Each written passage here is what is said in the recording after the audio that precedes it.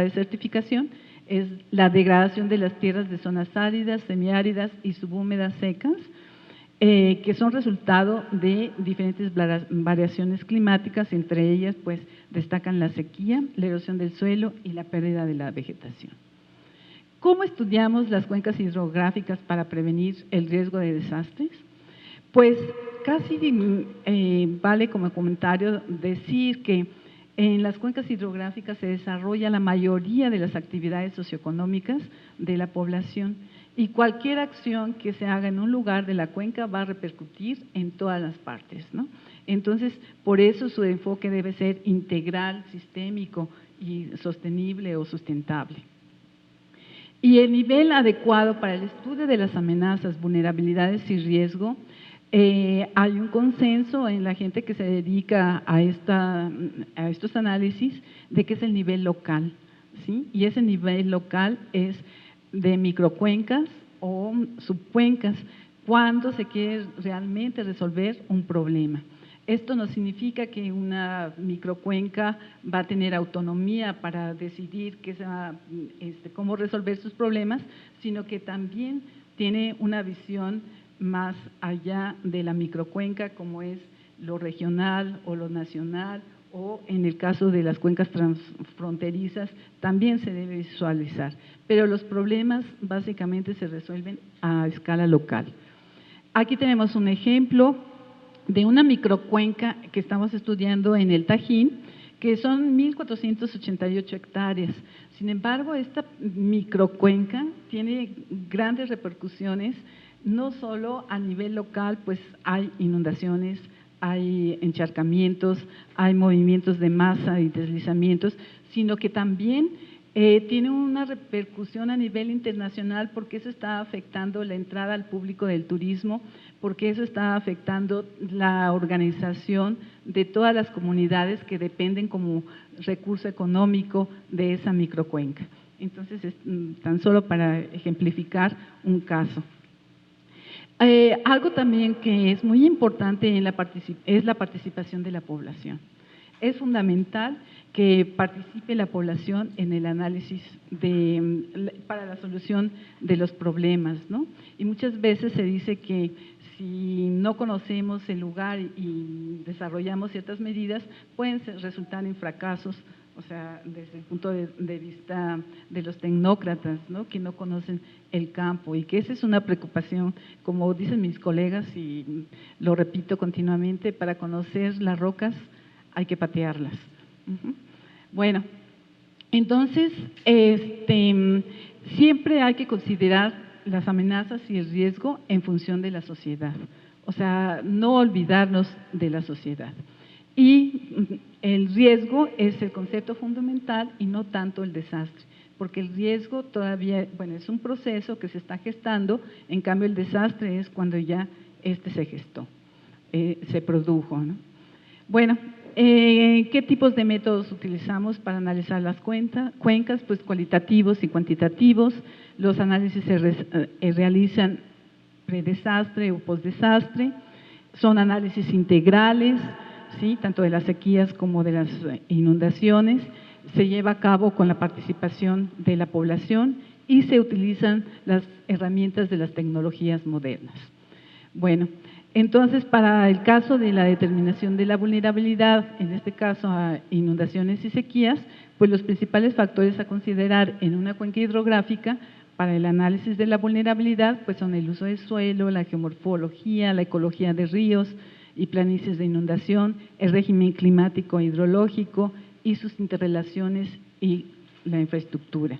Además, debemos enfocarnos a un análisis de la vulnerabilidad global, que involucra otros tipos de vulnerabilidades, como son la vulnerabilidad física, técnica, económica, educativa, política, etcétera. Y además, estimar cuáles son los impactos o daños ambientales y económicos que van a causar. Bueno, entre las estrategias de prevención y mitigación del riesgo en cuencas hidrográficas, estas deben ser particulares para cada comunidad y para cada proceso social y ambiental. Sin embargo, hay lineamientos generales y estos lineamientos generales se basan en tres conjunto de medidas, que son las medidas estructurales, que son básicamente medidas ingenieriles, las medidas no estructurales, que se consideran institucionales, y las medidas holísticas y sustentables, que conjugan las medidas anteriores, pero además con los procesos participativos. Entonces, en las medidas estructurales, por ejemplo, tenemos la construcción de muros de contención y canales. Esto es muy importante porque también este tipo de construcciones necesitan su mantenimiento, no nada más es realizarlas y ya, sino que hay que darles un continuo mantenimiento y esto cuesta caro. También se debe analizar todo el conjunto de una cuenca. Este es un ejemplo de unos gaviones que se hicieron, en 6 meses se colmataron. O sea, no calcularon, o sea, los arroyos son pequeños, pero la gran cantidad de material que arrastran colmató los gaviones y pues no funcionaron. Las reubicaciones en caso de inundaciones también son muy importantes. En algunos casos, por ejemplo, se vuelven a reubicarlas a las poblaciones en sitios peligrosos, en sitios donde nuevamente se van a generar inundaciones o donde nuevamente hay procesos de inestabilidad de laderas generados por las inundaciones. Entre las medidas no estructurales, pues vamos a encontrar principalmente las acciones permanentes. En estas destaco la planeación y el ordenamiento territorial en cuencas hidrográficas, que es fundamental, así como su cartografía. Y también la recuperación de técnicas tradicionales de construcción. Por ejemplo, este sistema se puede aplicar a Tabasco, la construcción de camellones y de canales, que también en México, bueno, está representado por las chinampas, pero esto se aplica, por ejemplo, en Ecuador y en Perú, que son los ejemplos que aquí presento. Otro tipo de diseño son las viviendas tipo palafito, que pueden ayudar mucho a la población en Tabasco y ya se han implementado sobre todo en Veracruz.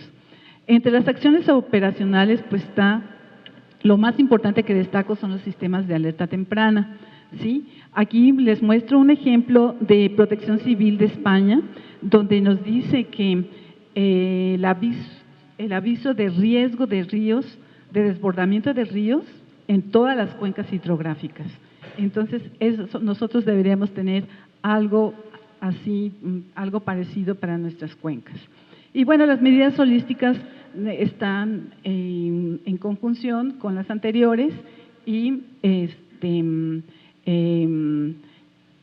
lo que destaca ahí principalmente son aspectos integrales y la sostenibilidad o la sustentabilidad, considerando sus 3 principios de equidad, que son el económico, el social y el ambiental. Bueno, ya no me da tiempo de presentarles el estudio de caso, pero lo que sí hay que resaltar a manera de conclusiones es que todas nuestras cuencas tienen problemas y problemas muy difíciles que hay que resolver. Entonces, si entre más grande sea la población que habita en esas cuencas, más vamos a tener estos problemas que, aunados al cambio climático y se están ocurriendo con más frecuencia y con mayor intensidad. Y si bien existe el consenso de que los desastres se están incrementando por el cambio climático global, no solo debemos culparlo a él para justificar la falta de una verdadera planificación, la falta de políticas públicas holísticas y la toma de decisiones equivocadas en las cuencas hidrográficas. Muchísimas gracias.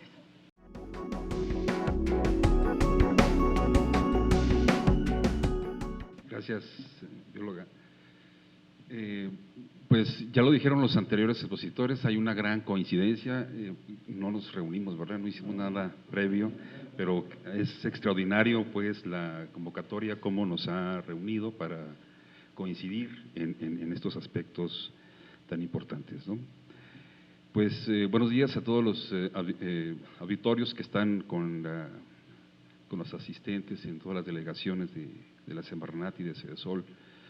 Un saludo especial a Indesol, que es donde yo partí de ahí para estar en esta invitación, cosa que agradezco en primer término a la maestra Marta Merino y a todo su equipo de Secadesu. también al maestro Eduardo Ríos de la Semarnat por esta invitación para hacer posible que podamos compartir algo de conocimiento.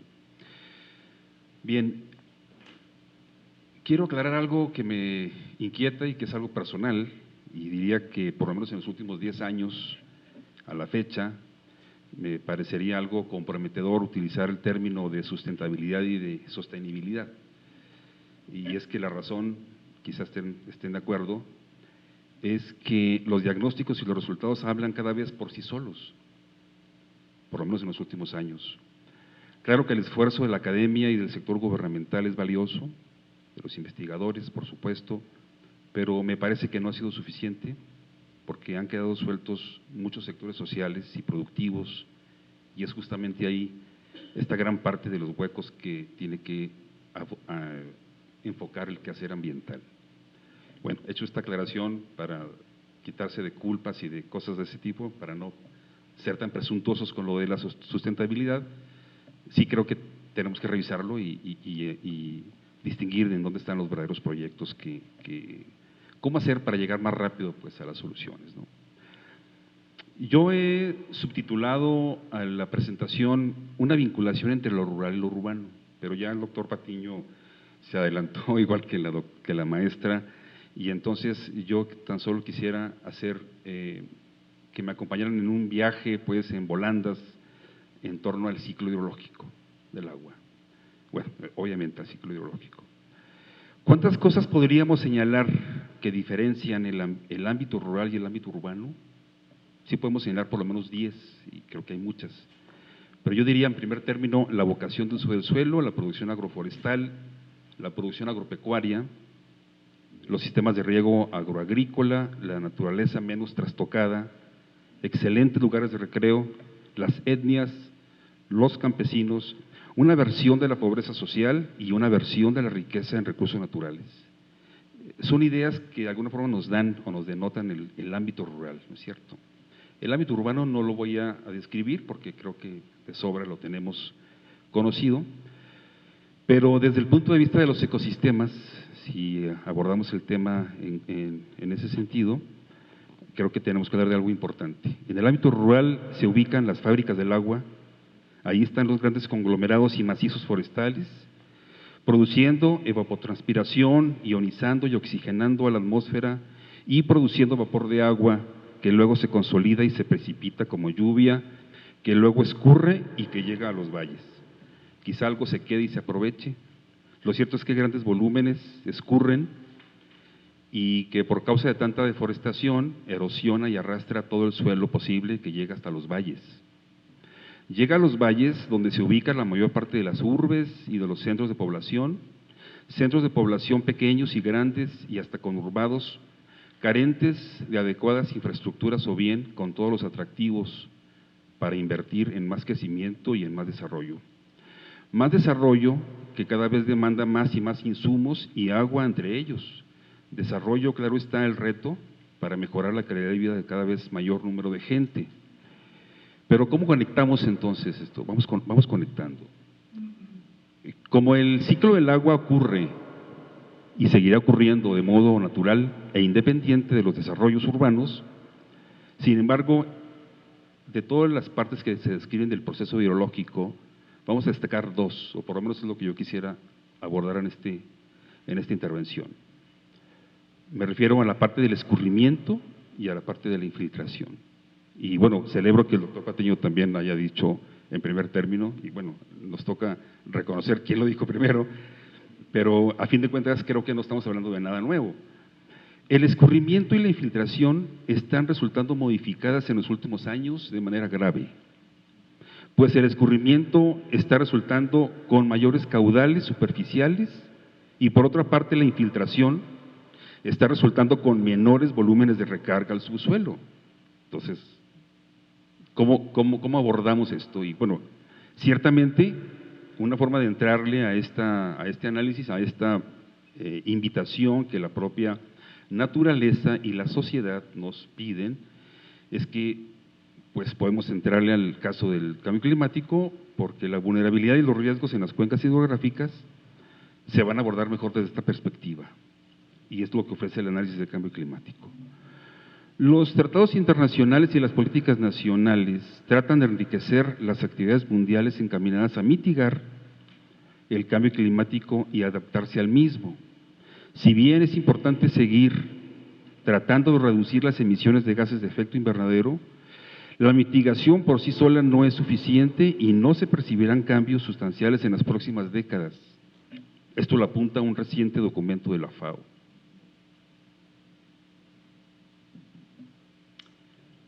Para que se den buenos resultados, las medidas de adaptación tienen que tener en cuenta las prácticas y las vulnerabilidades locales. La adaptación disminuye la vulnerabilidad de un sistema o aumenta su capacidad de recuperación ante las repercusiones un tanto predecibles. Una manera sencilla de abordar el enfoque de adaptación para el caso de grandes escorrentías es precisamente con la vinculación del ámbito rural y del ámbito urbano. Es decir, el ciclo hidrológico, como ya dijimos, se da independientemente de que haya o no presencia del ser humano. Para que, dados los diagnósticos ya conocidos, se plantee en las partes altas los proyectos y las obras que permitan retener y aprovechar el agua para los fines de las actividades productivas y también para la restauración de ecosistemas. En la parte intermedia, realizar las obras de recarga y de regulación de caudales sin desatender las obras de saneamiento. Es importante observar cómo el sector 2 y 3, que sería la parte intermedia, pues generalmente está, ¿sí le regresa por favor? Generalmente, bueno, está bien, está ocupada por desarrollos habitacionales por la presencia de grupos sociales, y bueno, eso ya lo mencionó la maestra, en el sentido de que genera situaciones de riesgo, evidentemente, pues los deslaves y en sí estar asentados en las márgenes de cauces federales, pues es evidentemente una situación irregular. Bueno, pero ahí es importante entonces hacer un planteamiento, ¿cómo se le va a hacer para regularizar eso y para sanear? Evidentemente. Finalmente, en los valles realizarse las obras necesarias que permitan evitar los desastrosos conflictos en vialidades, y aquí las técnicas deben estar orientadas preferentemente a no depender principalmente de la red del drenaje sanitario de las ciudades, sino más bien que los proyectos se orienten hacia la recarga artificial, resolviendo en primer orden los conflictos por inundaciones. Hay una norma oficial mexicana, la NOM 015 con agua 2007, que habla de infiltración artificial de agua a los acuíferos, y esta establece como objetivos, y vale la pena destacarlos, primero, aprovechar el agua de lluvia para aumentar la disponibilidad de agua subterránea a través de la infiltración artificial, y en segundo término o paralelo, proteger la calidad del agua de los acuíferos.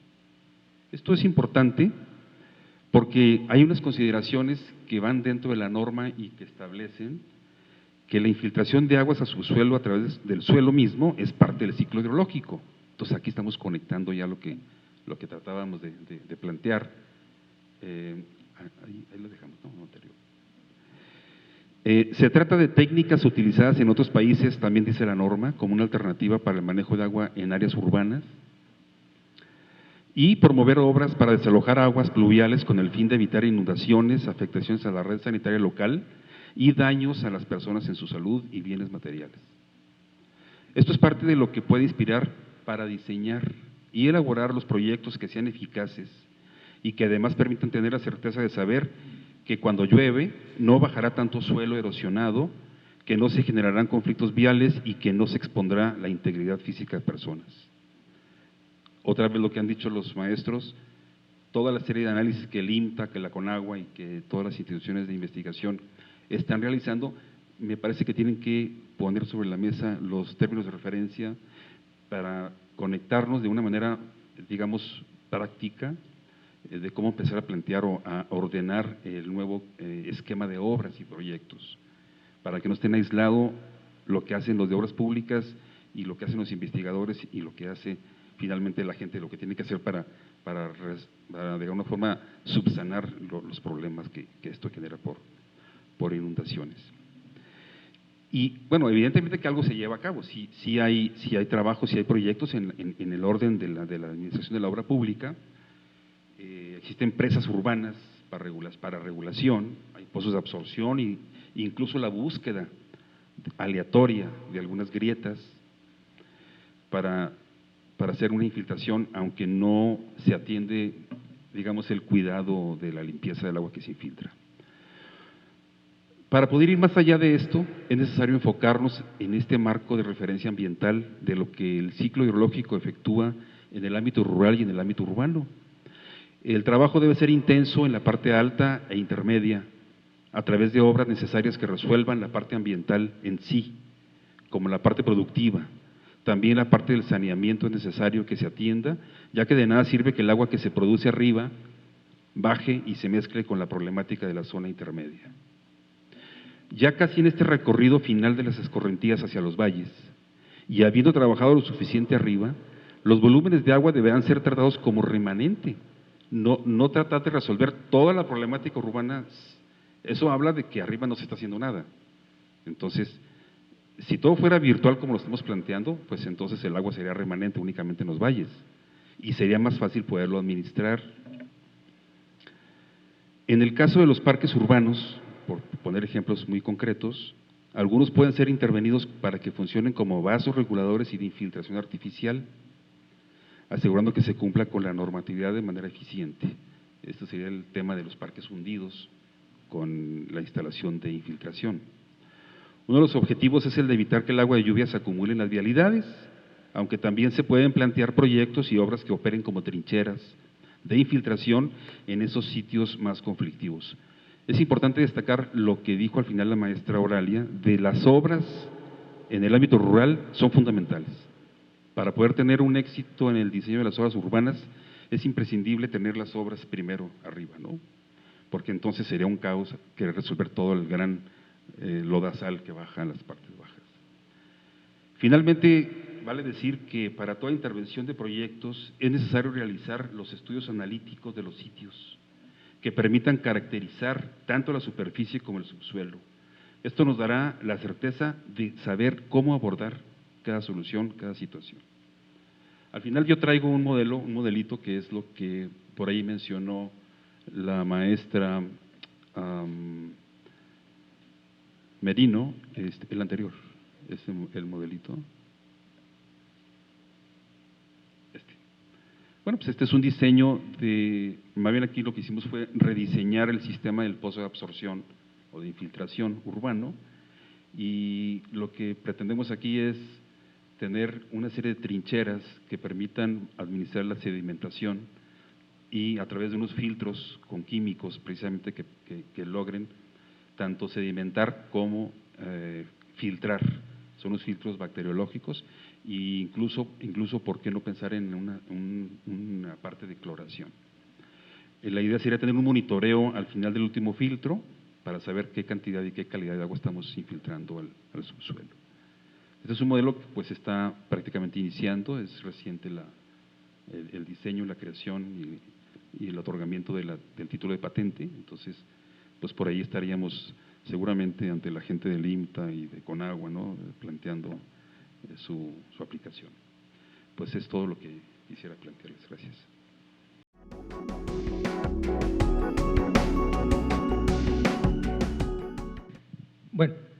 Bueno, primero quisiera felicitar desde luego a los ponentes por sus excelentes trabajos, muy importantes, y también es importante, o creo que es conveniente felicitar a los organizadores porque han escogido tanto temas como ponentes que se complementan en forma muy clara y muy útil.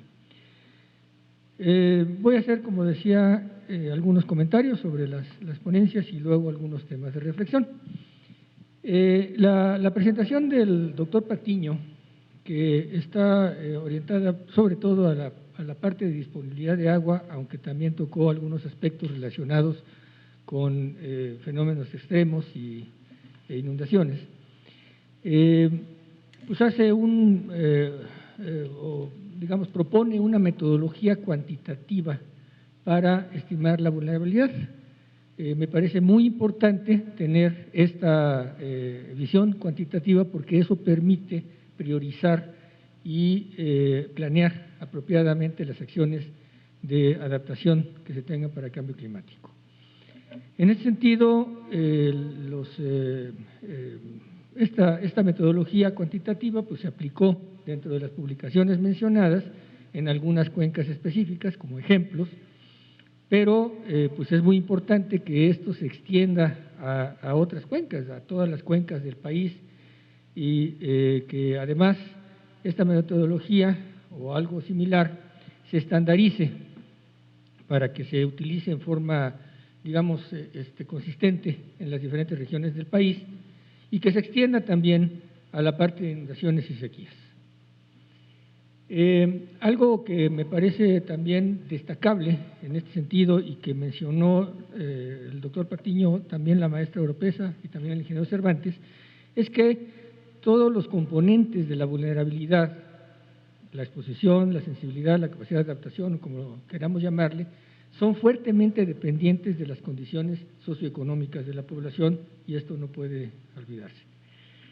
Y en general también las acciones de adaptación que se proponen o que se han propuesto recientemente en el nivel global son todavía acciones demasiado generales.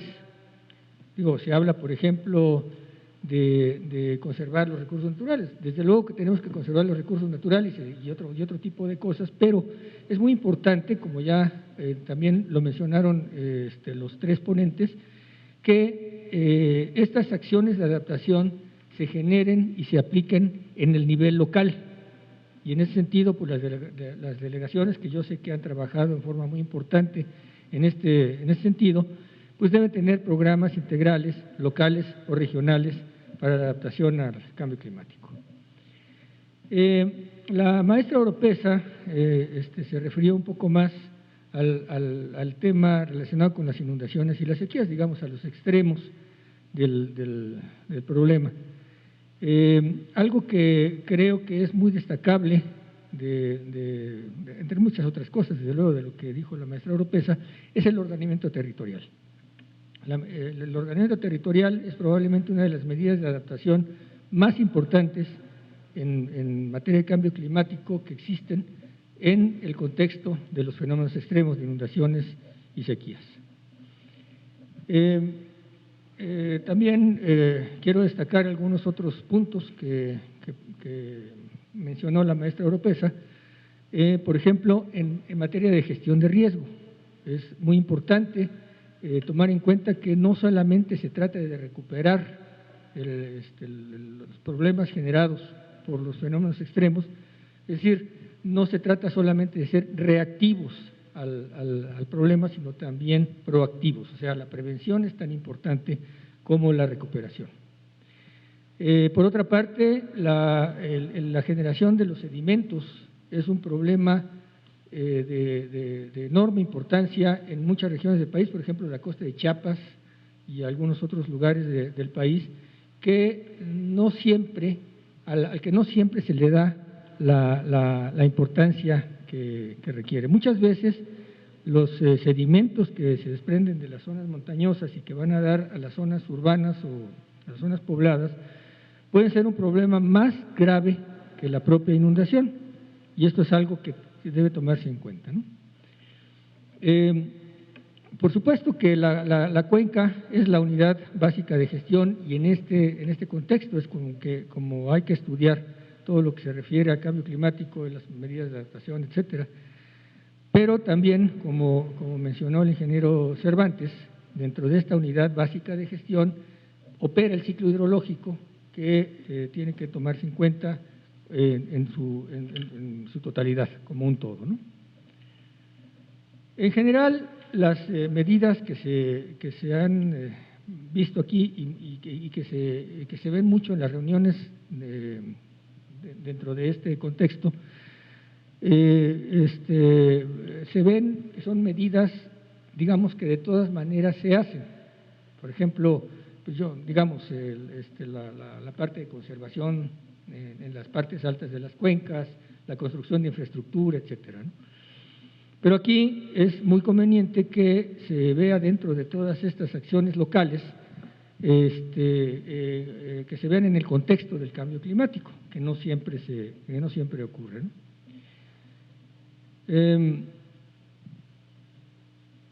Y bueno, aquí en algo que mencionó también la maestra Oropesa, en lo que se refiere a los sistemas de alerta temprana, y aquí es algo que en lo que hay que tomar en cuenta lo que acabo de decir. Hay que tener sistemas de alerta temprana en todas las regiones, en todas las zonas que estén sujetas a inundaciones, por ejemplo. Pero hay que tomar en cuenta que el cambio climático, digamos, anula muchas de las hipótesis que se suelen tener en los análisis estadísticos de lluvias y de escurrimiento, que es la estacionariedad. Nosotros estábamos acostumbrados a pensar que las muestras estadísticas de lluvia, de escurrimiento, son estacionarias, es decir, que sus características estadísticas no cambian con el tiempo. El cambio climático está haciendo, o ya ha hecho, que esta hipótesis deje de ser válida, y hay que tomarla en cuenta. No es fácil, desde luego, ¿no? El ingeniero Cervantes mencionó, como ya decía yo, la necesidad de estudiar el ciclo hidrológico dentro de las cuencas como motor del movimiento del agua. Y me parece muy importante esta vinculación entre el ámbito rural y el urbano que mencionó el ingeniero Cervantes. También, por otro lado, creo destacable el que, si bien la academia y el gobierno han hecho esfuerzos muy importantes, México es probablemente uno de los países en donde se han hecho esfuerzos más importantes en materia de legislación y otras cosas, pero todavía es insuficiente. Se requiere un mayor esfuerzo y sobre todo una mayor colaboración interinstitucional para abordar este problema de la vulnerabilidad de las cuencas ante el cambio climático. Por ejemplo, en materia de escurrimiento y de infiltración,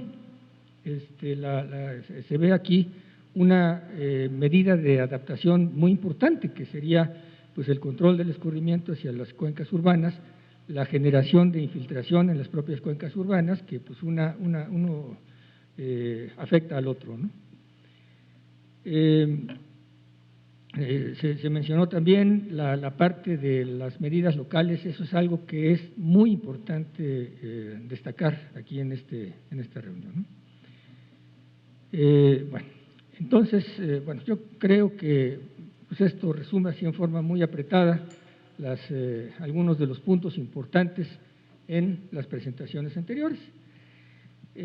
Quisiera hacer una serie de preguntas ya en materia de reflexión, un poco más generales. No necesariamente podrán ser respondidas en esta reunión, quizás sea demasiado, pero que sí puede quedarnos como materia de reflexión, ¿no? Entonces, en la determinación de la vulnerabilidad, entonces es muy importante que intervenga el nivel socioeconómico de la población y la pobreza. La pobreza es un factor fundamental en la vulnerabilidad al cambio climático. Es necesario también pues evaluar cuál es el estado de México como país en la atención a esta vulnerabilidad de las cuencas ante el cambio climático.